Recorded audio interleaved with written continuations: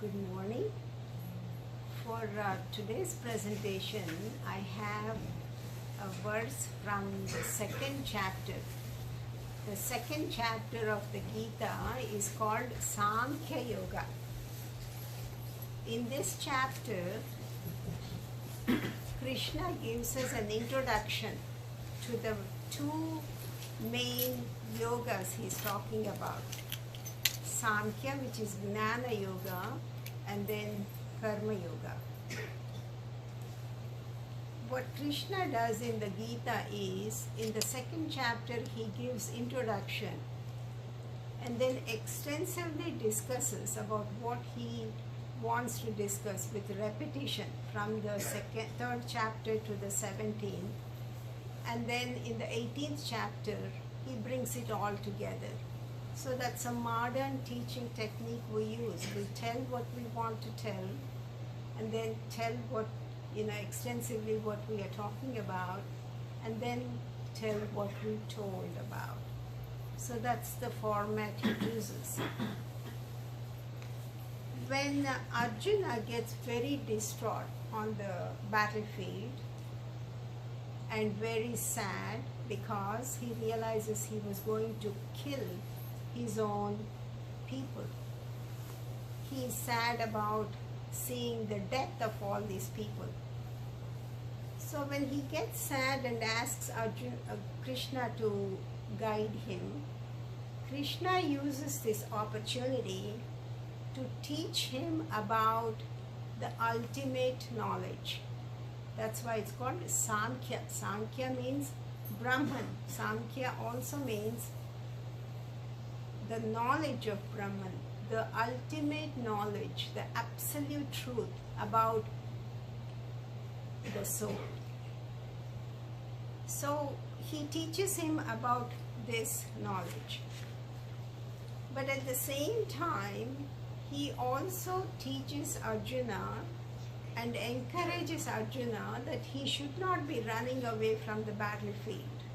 It's good to know the ultimate knowledge that the soul is indestructible, and everybody here is, has been here before, they are here now, and they would be here. It's only their bodies that are going to be gone. He teaches all that, but then he introduces him to Karma Yoga by teaching that you should be here. You cannot run away. You have to go and fight the war. Why? Because that is Arjuna's duty. Not because Arjuna likes to fight, which is raga, not because Arjuna is hating somebody, which is dvesha. And Krishna teaches raga and dvesha are the basis for most of our sorrows, because we want things this way or we don't want things this way. He says that's not the basis why you should be doing things and live your life. He says the basis for any action should be duty. What is expected of you to do or not to do. Either one is important. So let that be the basis about why you do what you do, because people are depending on you, Arjuna. You are supposed to defend them. You cannot run away. So that's how he introduces him to Karma Yoga. And then he says this verse, 38 from the second chapter. He says, Sukha dukkhe same krutva labha labha jaya jaya tato yuddhaya yujyasva naivam papam avapsyasi. He says, Arjuna, make pleasure and pain, gain and loss, victory or defeat, make them the same. Keep that. That is how you should be having your mindset. You should be having that attitude. And if you fight that way, then you would not incur any sin. You do not suffer once you have this type of frame of mind. He's talking about all the experiences that we have in life, the physical experiences, the mental, the emotional experiences. He's talking about how we should be looking at the mindset, how we experience all this. So he's explaining, Krishna is explaining to Arjuna, be prepared to face anything, any ups and downs in your life. Be even more even-minded. That's how you should be taking up any task. And that's when you would see better results. When we look at our lives, okay, we can see that nothing goes according to our wishes all the time, right? You can see for yourself. We wish so many things, but we also know nobody can say everything went according to how I planned every time. So that is the backdrop. That is, he's talking about the war is the same way. You don't know what's going to happen. But he's hinting us about Karma Yoga to us through Arjuna. He's saying, when you are in life, there are ups and there are downs. You have to be prepared for those. And Gita talks about this several times. It's like, Gita talks about how life is like a rough sail with turbulent winds in a sea, and how the boat is rocking. It's not a smooth sail, it's always rocking, especially influenced by our turbulent, disturbed mind. So life is going to be rocky. Not only things don't go according to our wishes, people in our lives don't always go do things, behave the way we want them to. Just like we don't behave always like they want us to behave, right? We all do our own things. So there's always source for us to be disturbed if we choose to, either by the incidents that are happening or by the people that are in our lives. And that's what Krishna is talking about. If we are aware of this fact, that we can be more prepared and we can deal with whatever comes our way. So what he is really hinting us to do is to be prepared ahead of time, in advance, how you are going to be when whatever comes your way. Not the other way. Typically, we are what we are after we face something and we react to that. Whereas Krishna is saying, you make up your mind ahead of time, you are going to be even keel, even before you enter something, look at something, think about something. You have to decide that ahead of time. When you do that, Krishna says, you are more at peace and you can actually do a task much better. You are not worried about the future results. And he talks about this several times. Even in this chapter, in 47, he says, Karmanyeva adhikaraste ma phaleshu kadachana. You only have control over what you do. You don't have control over what comes after whatever you do. So you have to be always prepared. And he talks about this with the word samatvam. Samatvam is equanimity. No matter what happens, trying to keep that mental balance. And this word samatvam is so important.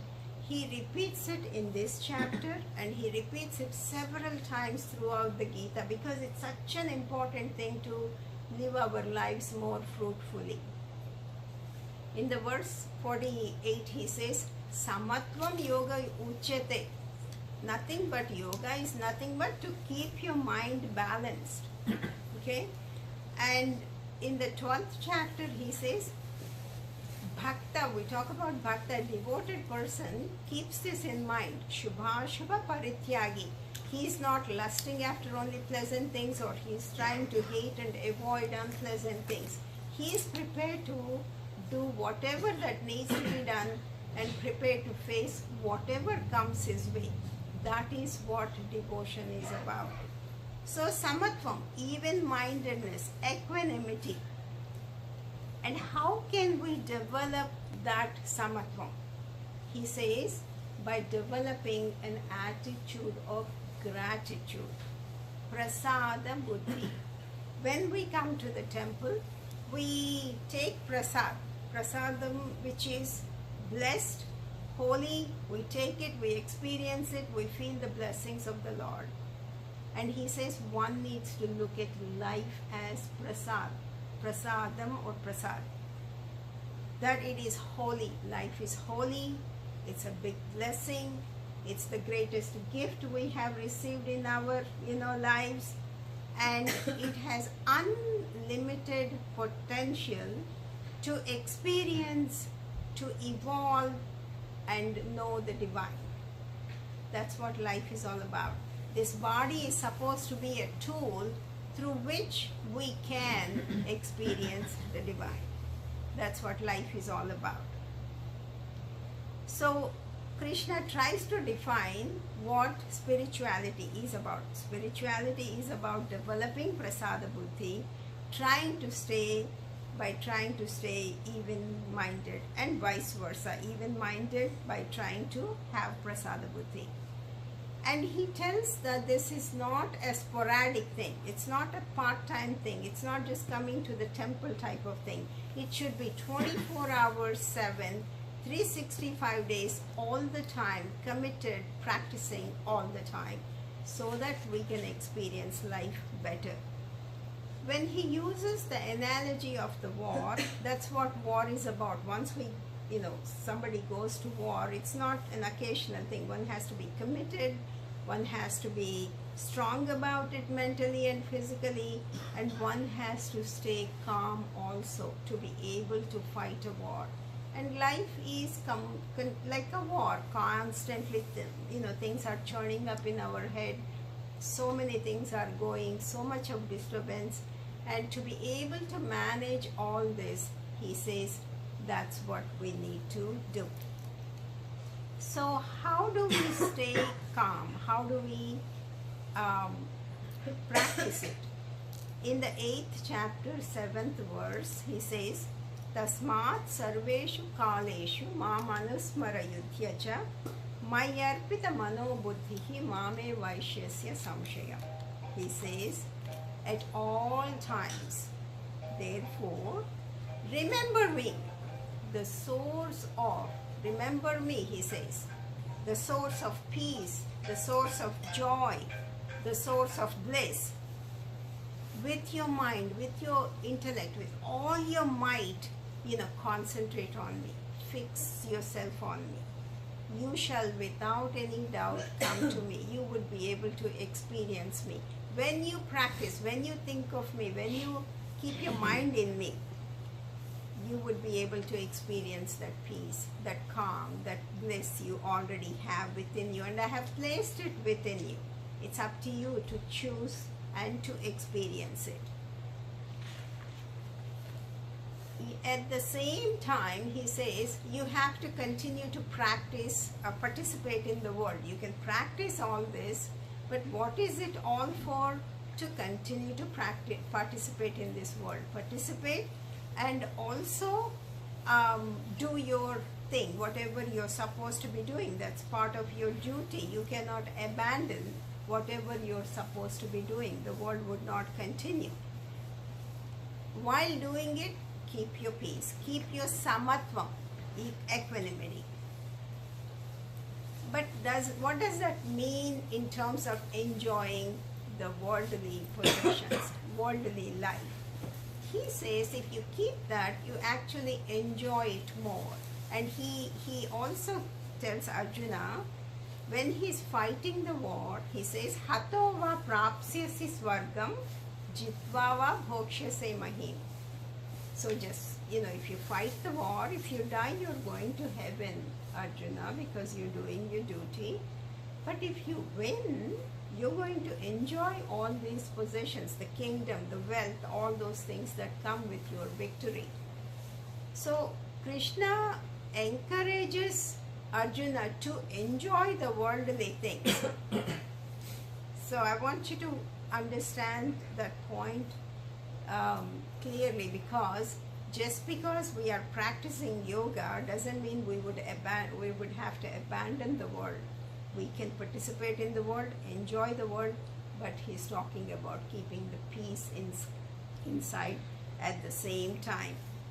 When we keep the peace inside, he says we actually enjoy life fuller, better, even more happy ways. When he's talking about keeping the peace, he's talking about dealing with all the things in the world. If you think about the last time, you might have had a big gain in your life, big loss in your life, any sad thing you had, any joyful thing you had. Think about that for a minute. Any event in your life had a time frame, good or bad. Even the most ecstatic thing to most depressing thing. And that's what life is about. Everything changes. That's why it's called Jagat. Jagat means the world that changes constantly. So he says, if you're going to depend on the world to keep your peace, you would be going yo-yo. In order for you to be stable, he says, you have to go inside to keep it. And he also talks about how when we are going inside, trying to wake up to the inner truth while we are awake. What do I mean by that? When we are sleeping, we are a nobody. There is no old, there is no young, there is no male, female, just consciousness. No rich, no poor, right? When we are sleeping, all those things are nullified. Similarly, Krishna says, be that way when you are awake. Just don't be awake, but be aware that you are the ultimate soul. You are the ultimate divine, thing. It's not this body, it's not this mind. If you are more in that awareness, when you wake up to that truth, you would be more at peace and you can live your life much better. And in the 6th chapter, he gives extensive description about meditation, how to go inside, how to be not just awake physically, but awake even spiritually, to wake up to that spiritual inner being, inner peace, and to tap into it. He advises us to do meditation. And it doesn't have to be a long drawn process. We can start with a minute or 2 minutes and then gradually increase it. And for people who have difficulties sitting in a quiet place for a long time, he also encourages japa yajna. Take a mantra, say it. In the 10th chapter he says, yajnanam japa yajnosmi. Of all the worships, I am, chanting. Japa yajna, I am that. So take a holy word, whatever you think about, whatever is pleasing to you. Take a word, Om, Krishna, Rama, whatever you like, and you can repeat it constantly. You can repeat it aloud, you can repeat it inside, When we do that, when we do repetition, it doesn't have to be in a quiet place, even with mundane things like brushing teeth, to eating food, to cooking food, to whatever, whenever you can think about. It causes rhythm. Rhythm always calms the mind down. With a calm mind, we can be more in balance than with a disturbed mind. Why is rhythm important? We are used to the rhythm since we were in our mother's wombs, with mother's, heartbeat. The babies are used to that rhythm from that time. So rhythm is such a calming thing. So he says, do that. In addition to this, he also recommends to think about being humble. He recommends to develop humility. In the 3rd chapter, he says, prakrite kriyamanani gunaihi karmani sarvashah ahamkara vimudatma karta hamati manyate. He says nature runs the show. If you think about it, from beating the heart to digesting the food to nourishing the body, everything is done automatically. Only a deluded person who is with ego thinks that he or she is doing the things. Okay, he says, no, you're just a puppet, he says, in my hand. You're running, you're following a role, but I am in charge, you know.